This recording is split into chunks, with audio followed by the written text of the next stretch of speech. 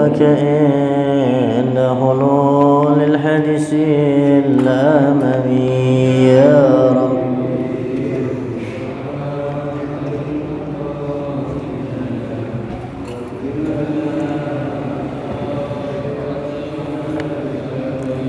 وليضيك رسول الله جاهك بي إذا الكريم تجلى باسم منتقم يا رب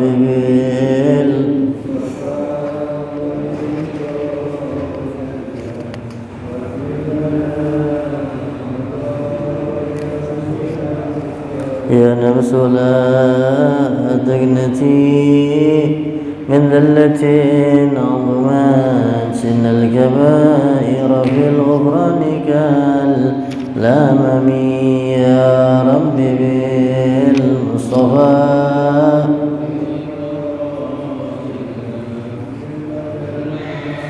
ما مضى يا واسع فإن من جودك الدنيا وضارتها ومن علومك علم اللوح والقلم يا رب.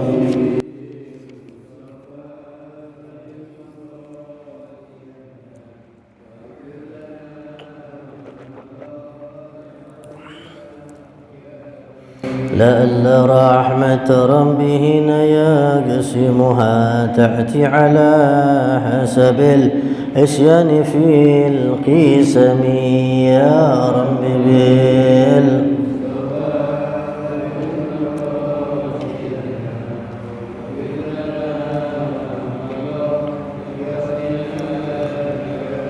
هو الحبيب الذي ترجى شفاعته لكل حول من الأهوال مقتهم يا رب بالمصطفى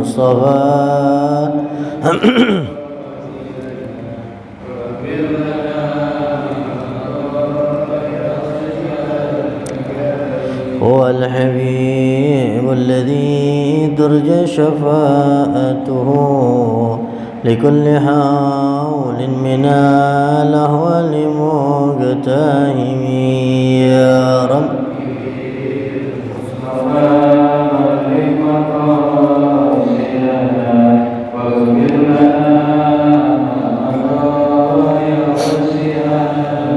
هو الحبيب الذي ترجى شفاعته لكل هول من الأهوال مقتهم يا رب.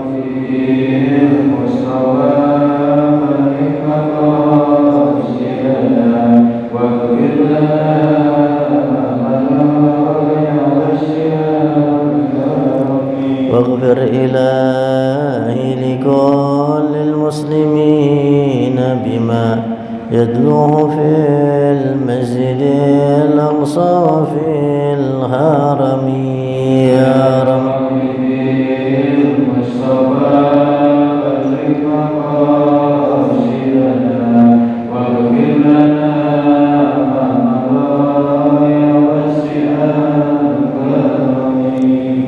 هو الحمد لله في بدء وفي ختم فرج بها كربنا يا واسع الكرم يا رب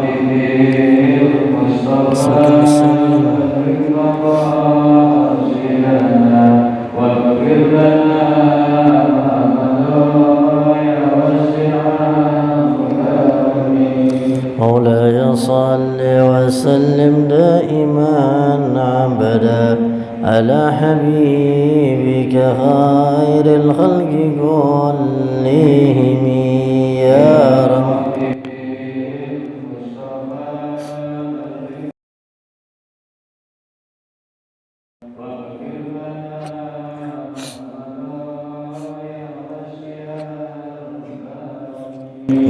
اللهم صل وسلم وبارك عليه وعلى آله وصحبه. Alhamdulillah wassalatu wassalamu ala Rasulillah Muhammad ibn Abdullah wa ala alihi wa sahbihi wa man wala wala hawla wala quwwata illa billahil aliyyil azim. Qalu subhanaka la ilma lana illa ma 'allamtana innaka antal alimul hakim. Rabbi israh li sadri wa yassir li amri wahlul 'uqdatam min lisani yafqahu qawli. Amma ba'du. Hadratul muhtaramun, hadirin jamaah Masjid Jami Nurul Iman yang dirahmati dan dimuliakan oleh Allah Subhanahu wa taala. Alhamdulillah, syukurulillah, segala puji bagi Allah atas segala karunia nikmatnya sehingga Allah masih kumpulkan kita dalam ketaatan ibadah kepada Allah dengan melaksanakan salat maghrib berjamaah dan dilanjutin dengan pengajian rutin kita setiap malam Rabu ba'dal maghrib.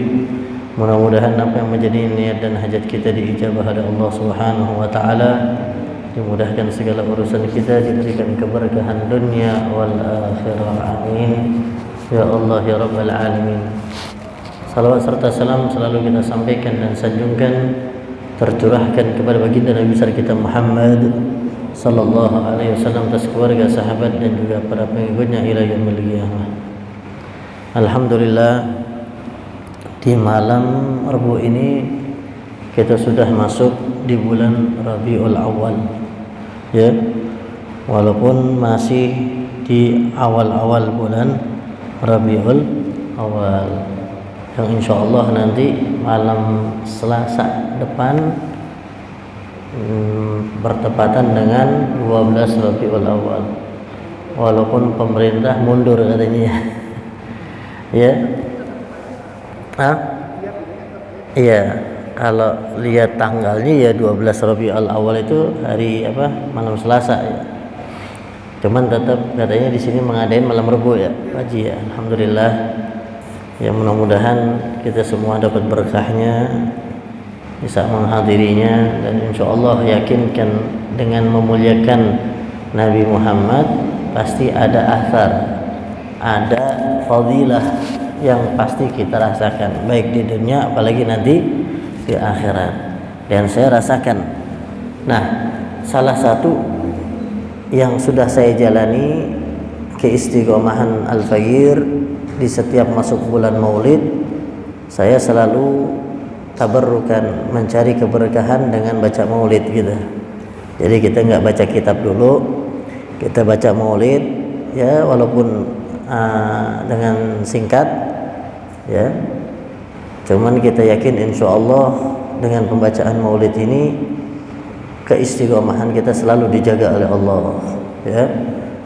Dan alhamdulillah saya rasakan sampai saat ini di setiap saya duduk di masjid, musalla atau majelis yang saya isi, kalau masuk bulan Rabiul Awal di minggu pertama saya selalu baca Maulid, baik di masjid sini atau masjid yang di tempat lain-lain ya, yang alhamdulillah sampai saat ini terus berjalan, dan mudah-mudahan ini menjadi jalan kebaikan kita semua. Amin ya rabbal alamin. Dan kita yakin tidak akan rugi baik di dunia apalagi nanti di akhirat. Ya, mudah-mudahan dengan kita baca Maulid tabarrukan di bulan Rabiul Awal, bulan lahirnya Nabi kita Muhammad sallallahu alaihi wasallam, kita pun menambah keberkahan dalam kehidupan kita, dan mudah-mudahan Allah selalu berikan kita kegembiraan yang abadi sampai maut menjemput kita dalam keadaan husnul khatimah. Amin ya rabbal alamin. Ala hadhihi niyyah wa ala kulli niyatin salihah wa ila hadratin nabi sallallahu alaihi wasallam, ila ruhi abaihi wa ikhwani minal anbiya wal mursalin, summa ila ruhi kafati ashabi rasulillahi ajma'in wa ahli baiti wa azwajihi wa dhurriyyati ajma'in, khususan minhum sayyidina al-imam al-muhajir ila Allah Ahmad bin Isa wa sayyidina faqih al-muqaddam Muhammad bin Ali Ba'alawi wa jami'i sadatina Ali Ba'alawi sagiran wa kabiran dzakaran wa unsa fi masyariqil ardi ila magharibiha barriha wa bariha, wa summa ila khususan sultan awliya Syekh Abdul Qadir Jilani wa Syekh Muhammad Saman wa usulihim wa afrahim wa zulughi alaihim ajma'in, wa summa ila khususan sahibul kitab al-imam al-habib Ali bin Muhammad bin Husain al-Habsi wa usulihi wa furuhi, wa summa ila Muhammad bin Ali wal Maliki wa Sidil Walid al-Abd Rahman bin Ahmad Sagaf وشيخنا أبو حسن بن أحمد بهارون وحب قاسم بن أحمد بهارون وحب مصطفى بهارون والجدي الحبيب عبد الرحمن بن محمد الجفري مال الأرشة والحب علي بن علي الجفري والحب حازم بن علي الجفري وحازم بن حازم الجفري وسلي الوالد الحب علي بن حازم الجفري والحب عمر بن هاشم والحب بكر بن حازم والحب جعفر بن محمد العدروس والحب حسن بن أبي بكر العدروس والحب محمد بن محسن العطاس وعبد الله بن محسن الشامي العطاس والحبيب محمد بن أبي بكر الحميد والحبيب محمد بن علي الحامد والحبيب عبد الله بن محسن العطاس أن لكلهم أرحمهم ويعلي درجة بالجنة بأسرارهم وأنوارهم وعلوم وبركاتهم الدين ودين خلاص جميع آبائنا وأمهاتنا وأجدادنا وجداتنا وشيخنا وعلمنا وجميع المسلمين والمسلمات والمؤمنين والمؤمنات الأحياء منهم والأموات الله تغسهم بالرحمة والمغفرة على هذه النية وعلى كل نية صالحة وإلى حضرة النبي صلى الله عليه وسلم. الفاتحة. بسم الله الرحمن الرحيم. الحمد لله رب العالمين الرحمن الرحيم مالك يوم الدين إياك نعبد وإياك نستعين اهدنا الصراط المستقيم صراط الذين أنعمت عليهم غير المغضوب عليهم ولا الضالين آمين. يا رب صل على محمد يا رب صل عليه وسلم. يا رب صل على محمد يا رب صل على محمد أسرى في بدر في الكون أشراق. يا رب صل على محمد يا رب صل عليه وسلم. يا رب صل على محمد أكرم داع يدعو إلى الحق. يا رب صل على محمد يا رب صل عليه وسلم. يا رب صل على محمد المصطفى الصادق المصدق. يا رب صل على محمد يا رب صل عليه وسلم. يا رب صل على محمد أهل الورى منطقا وأسلاك. يا رب صل على محمد يا رب صل عليه وسلم. يا رب صل على محمد أفضل من بالدقى تحقق. يا رب صل على محمد يا رب صل عليه وسلم. يا رب صل على محمد من بالسخاء والوفاء تخلق. يا رب صل على محمد يا رب صل عليه وسلم. يا رب صل على محمد واجمع من الشمل ما تفرق. يا رب صل على محمد يا رب صل عليه وسلم. يا رب صل على محمد واصلح وسهل ما قد تأوق. يا رب صل على محمد يا رب صل عليه وسلم. يا رب صل على محمد وافتح من الخير كل مغلق. يا رب صل على محمد يا رب صل عليه وسلم. يا رب صل على محمد وآله ومن بالنبي تعلق.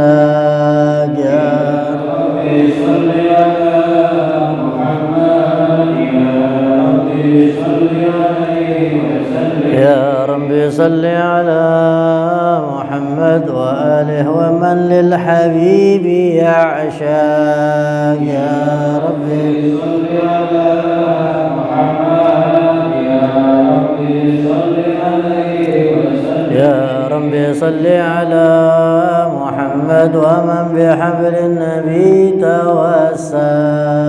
يا رب صل على محمد يا رب صل عليه وسلم. يا رب صل على محمد يا رب صل عليه وسلم. يا رب صل على محمد يا رب صل عليه وسلم. وسلم وبارك عليه. اللهم صل وسلم وبارك عليه. بسم الله الرحمن الرحيم. إنا فتحنا لك فتحا مبينا ليغفر لك الله ما تقدم من ذنبك وما تأخر ويتم نعمته عليك ويهديك صراطا مستقيما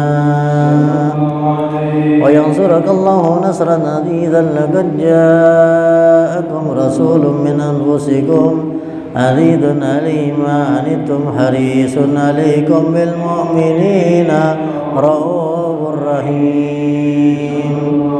فإن تولوا فقل حسبي الله لا إله إلا هو عليه توكلت وهو رب العرش العظيم. إن الله وملائكته يصلون على النبي يا أيها الذين آمنوا صلوا عليه وسلموا تسليما. اللهم صل وسلم وبارك عليه. اللهم صل وسلم وبارك عليه وعلى آله. بسم الله الرحمن الرحيم. الحمد لله القوي سلطانه الواضح برهانه المبسوط في الوجود كرامه وإحسانه. تعالى مجواد مشانه. خلق الخلق الحكمة وطوى عليها علما وبسط له من فائد المنة ما جرت به في أقداره القسمة. فأرسل إلى مصرف خلقه وأجل عبيده رحمة. تعلقت إرادة الأزلية بخلق هذا الأمد المحمود فانتشرت آثار الشرف في عوالم الشهادة والغيوم. فما جل هذا المن الذي تكرم به المنان وما أعظم هذا الفضل الذي برز من حضرة الإحسان صورة كاملة ظهرت في هيكل محمود فتعطرت بوجود أكناء الوجود وترزت برد الأوالم بالدراز تكريم. اللهم أسرف الصلاة وتسليم على سيدنا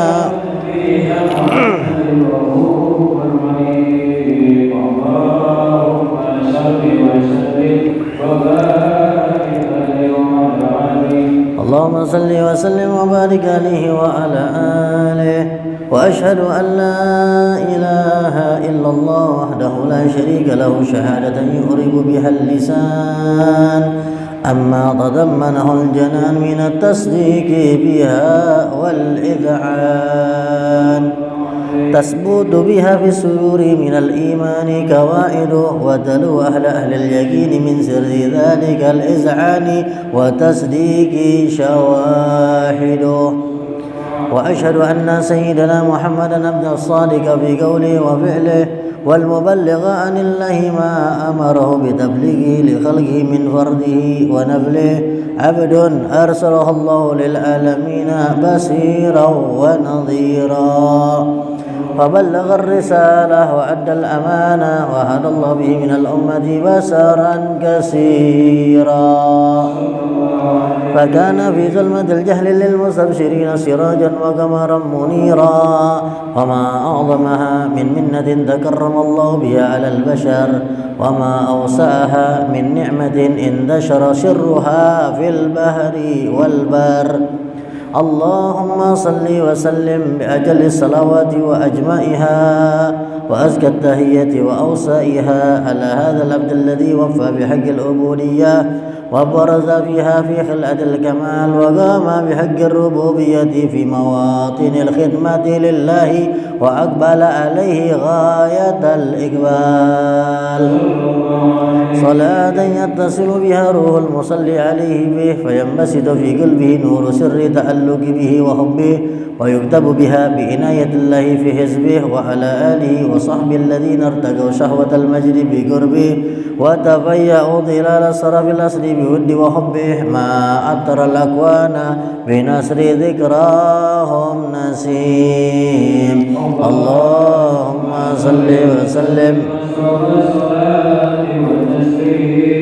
على سيدنا ونبينا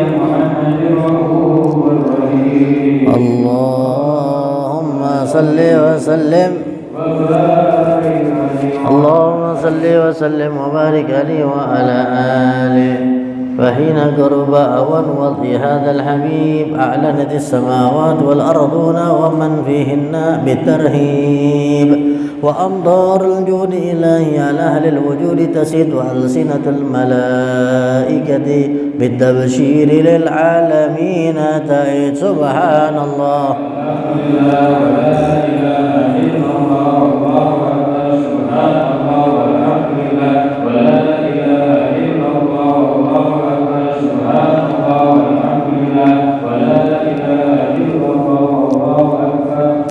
والقدرة كشفت جنة هذا المستور ليبرز نور كاملا في عالم الظهور نورا فاق كل النور. وأنفض الحق حكمه على من أطم الله عليه النعمة من خواص الأمة أن يحضر عند وضعه أمة تأنيسا لجنابها المسعود ومشاركة لها في هذا السمات الممدود. فحضر بتوفيق الله سيدة مريم وسيدة آسيا ومعهما من الحور العين من قسم الله له من الشرف القسمة الوافية. فآتى الوقت الذي رتب الله على حضور وجود هذا المولود وانفلق سبح الكمال من النور أن أموت وبرز الحامد المحمود مزينا لله بالتعظيم والسجود. صلى الله على محمد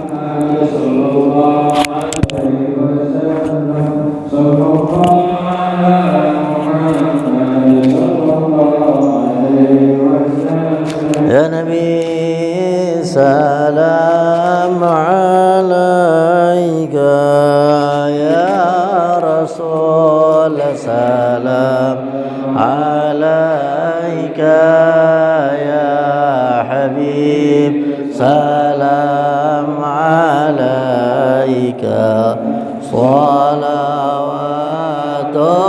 الله عليك الله يا نبي سلام عليك يا رسول سلام عليك يا حبيب سلام عليك صلوات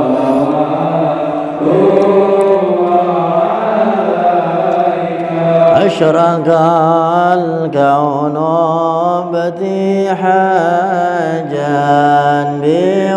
بوجود المصطفى أحمد ولأهل الكون أنس وسرور قد تجدد.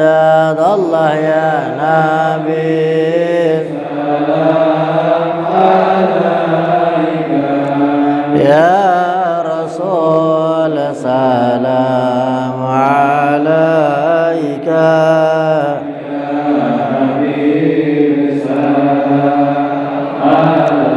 عليك صلوات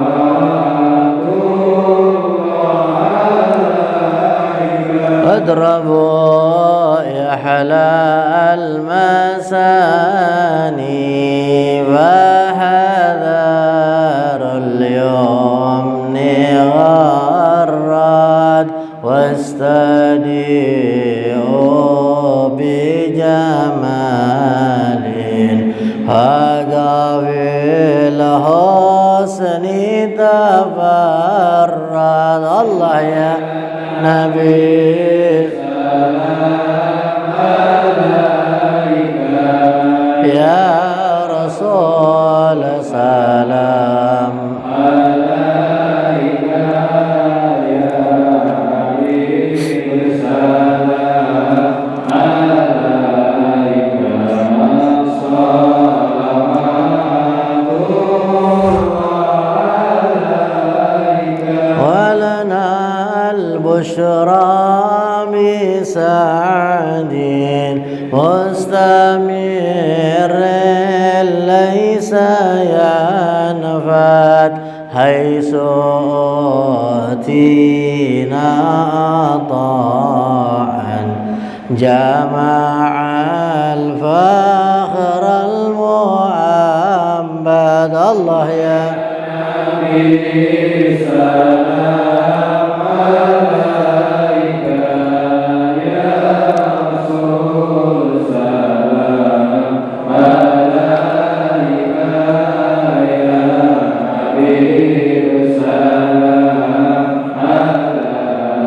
عليك صلوات الله عليك ولربي كل حمد جل أن يحصره العد إذ حبانا بوجود المصطفى الهادي محمد الله يا نبي سلام عليك يا رسول سلام عليك يا حبيب سلام عليك صلوات الله عليك مرحبا يا رسول الله أهلا مرحبا بك إنا بك نسعد مرحبا مرحبا يا نور العين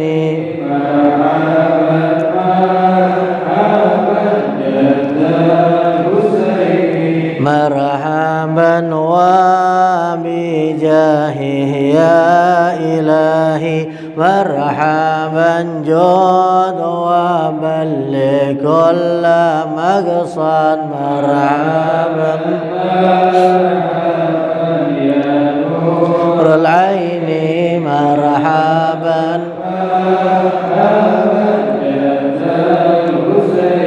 وحدينا نهج سبيلي مرحبا مرحبا كي به نسعد ونرشد مرحبا مرحبا مرحبا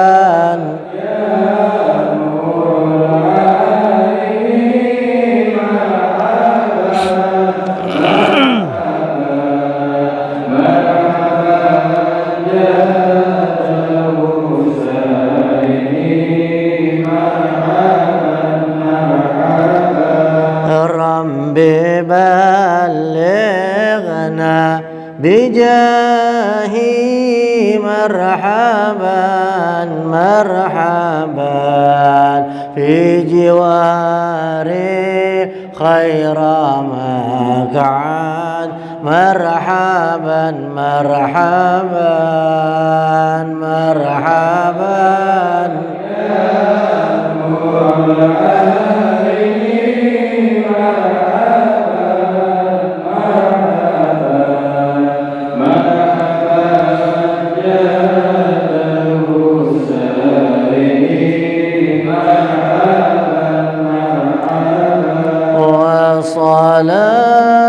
صلاة الله تغشى أشرف الرسل محمد وسلام مستمر كل حين يتجدد صلى الله مرحبا صلى الله وسلم مرحبا صلى الله محمد مرحبا صلى الله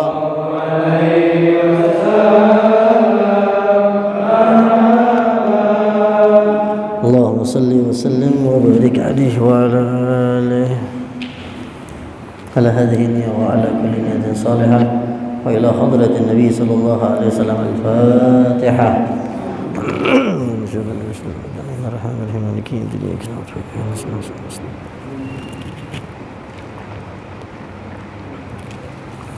الذين أنعمت عليهم غير المغضوب عليهم ولا الضالين.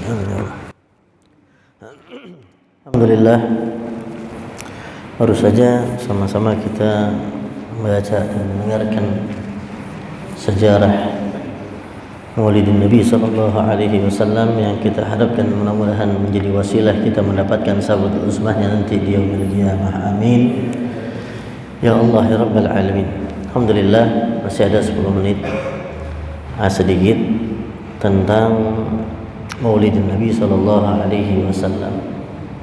Kita dianjurkan, bahkan diperintahkan kita untuk bergembira lahirnya Nabi kita Muhammad sallallahu alaihi wasallam, sehingga di setiap bulan Rabiul Awal, bulan lahirnya Nabi kita Muhammad sallallahu alaihi wasallam, sangat-sangat dianjurkan kita untuk merayakan peringatan lahirnya Nabi kita Muhammad sallallahu alaihi wasallam, yang semuanya itu masing-masing mempunyai keutamaan, masing-masing mempunyai fadilah, masing-masing mempunyai keistimewaan yang kita bisa rasakan. Kenapa? Kita lihat secara nyata orang yang menghina Nabi Muhammad, orang yang menistakan Nabi Muhammad sallallahu alaihi wa ala alihi, secara jelas kita lihat dunia ini menyaksikan bagaimana orang tersebut mati dalam keadaan hina, mati dalam keadaan nista, mati dalam keadaan tersiksa. Ya kan? Siapa yang nggak tahu berita kemarin masuk bulan Maulid, kartunis ya yang menggambarkan karikatur ya dengan menghinakan Nabi Muhammad SAW ya. Padahal orang tersebut dijaga ketat 24 jam, bukan 12 jam dijaga, nih 24 jam kemana-mana sama polisi. Cuman kita lihat matinya bagaimana. Ini hadiah terbesar untuk umat Nabi Muhammad di bulan Maulid. Senang nggak kita dengar orang yang menghina Nabi mati dalam keadaan hina? Senang. Jangan bilang oh sesama manusia nggak boleh kita begitu. Wah, kata siapa? Kalau kita punya iman sama Nabi, ya kan? Kalau kita pengen balas nggak bisa, ya kan? Cuman Allah yang langsung balas, perintahkan malaikatnya. Bayangkan penjagaan yang sangat ketat, kemudian kecelakaan dia sampai itu mobil terjepit dan terbakar. Padahal udah diusahain tuh, dimatiin, bukan tambah kecil itu api, tambah besar. Ya, artinya kan kuasa Allah. Allah punya urusan. Kita manusia ini mau berencana apapun nggak bisa kecuali atas kehendak Allah Subhanahu wa ta'ala. Hakikatnya Allah gitu. Dan itu nyata dan jelas kita lihat, kita tonton dan terjadi dalam kehidupan nyata. Bukan khayalan, ya, bukan cerita. Ya kan? Ini mungkin bakalan menjadi bahan ceritaan beberapa tahun ke depan. Ya kan? Seorang yang menghina Nabi, ya kan? Ya seperti bagaimana ceritanya Fir'aun, ya kan? Mati dalam keadaan hina juga. Cerita-cerita Qarun dan lain sebagainya itu menjadi sejarah. Makanya kita meninggal itu jangan meninggalkan sejarah yang buruk. Jadikan kita hidup di dunia dalam keadaan baik, sehingga yang diingat oleh anak cucu kita, keturunan kita, orang soleh kita, orang-orang baik. Oh, saya punya orang tua dulu begini, begitu, ya kan? Cuman kalau punya orang tua yang naudzubillah wa iyadzubillah min dzalik kan, yang menghina Nabi, naudzubillah ya, yang menistakan Nabi, maka nyata jelas bagaimana Allah hinakan, Allah nistakan dia di dunia itu, belum nanti di akhirat. Dia teriak-teriak di dalam mobil saking terbakar itu mobilnya, angus sudah, ya kan? Mau gimana? Sak polisinya yang ngejaga juga mati. Wah subhanallah, nggak bisa lari gitu kan, gitu ya. Logika kita kan ketika udah mobil begitu kan bisa kabur, apa bisa lari, ya kan? Cuman tadi kuasa Allah subhanahu wa ta'ala, nggak ada yang mustahil bagi Allah. Apalagi kita memuliakan Nabi gitu. Pemahamannya, orang yang menistakan Nabi akan dihinakan oleh Nabi, akan dinistakan oleh Allah subhanahu wa ta'ala. Dan sebaliknya, orang yang memuliakan Nabi, orang yang menghormati Nabi, mensyiarkan agama-agama Allah dengan memperingati Maulid Nabi SAW, mengagungkan Nabi Muhammad, ya kan, yang kita baca, kita pelajari sirah Nabi Muhammad agar menambah kecintaan kita kepada Nabi Muhammad dan bagaimana mulianya Nabi Muhammad sallallahu alaihi wa ala alihi, karena kita tahu dan kita pahami bagaimana Allah Subhanahu wa taala muliakan Nabi Muhammad semulia-mulianya. Di antara nabi-nabi sebelum Nabi Muhammad yang paling mulia Nabi kita Muhammad sallallahu alaihi wasallam, sampai dapat julukan Habibullah, kekasihnya Allah. Ya. Yang tidak pernah diberikan keistimewaan kepada nabi-nabi sebelum Nabi Muhammad. Ya. Makanya riwayat Nabi Allah Adam bertawassul kepada Nabi Muhammad, meminta ampun oleh Allah, wasilah Nabi Muhammad, Nabi Allah Adam, bapaknya manusia. Makanya di dalam kitab Maulid itu kan diceritakan, kuntu awalan nabiyina fil khalqi wa akhiruhum fil ba'as. Memang aku paling terakhir diutus oleh Allah menjadi nabi. Makanya Nabi Muhammad itu khataman nubuwah, nabi terakhir. Makanya ketika lahir itu Nabi Muhammad sallallahu alaihi wasallam ada tandanya di belakang punggungnya itu khataman nubuwah. Seorang rohib penasaran, pendeta itu penasaran, pendeta ini tahu percis sejarah, tahu percis bagaimana Nabi Shallallahu Alaihi Wasallam lahir di negara Arab, bukan dari Bani Israel. Sampai dia penasaran dan bertemu dengan bayinya Nabi Muhammad, kemudian dilihat belakangnya ada khataman nubuwah, maka pendeta itu pingsan seketika itu. Oh, ini Nabi terakhir. Yang dia sesalkan apa? Nabi yang terakhir enggak dari Bani Israel, akan tetapi dari negeri Arab. Nah, sekarang kan orang-orang sekarang ini dibikin anti sama Arab, ya. Islam enggak apa-apa, tapi jangan ke Arab-Araban. Padahal kita tahu bahasanya orang ahli surga apa? Bahasa Arab. Al-Quran bahasa Arab. Nabi SAW dilahirkan di negeri Arab.